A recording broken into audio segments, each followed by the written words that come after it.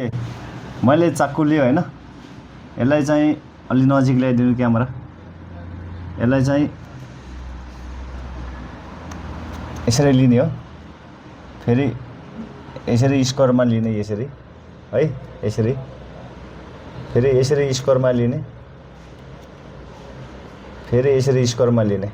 है यो यसरी लिने है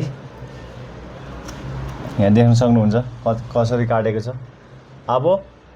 अर्को चक्कु युज गर्छु मैले अब यसलाई यसरी ठ्याक्क सरररर यसरी ल्याउने तल है यहाँसम्म है फेरि यसलाई पनि सरररर यहाँसम्म ल्याउने हातमा पार्ने हैन फेरि हाम्रो त आदत भइसकेको हैन फेरि यसलाई सरररर यहाँ ल्याउने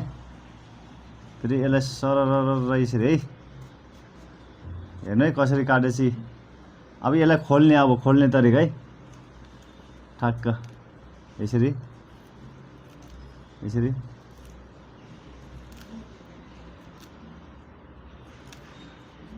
ल हेर्नुस् है म यसलाई खोलेर हेर्छु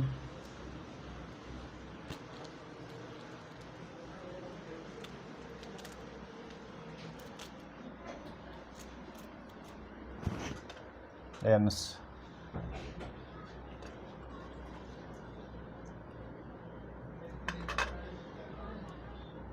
बन्द गराओ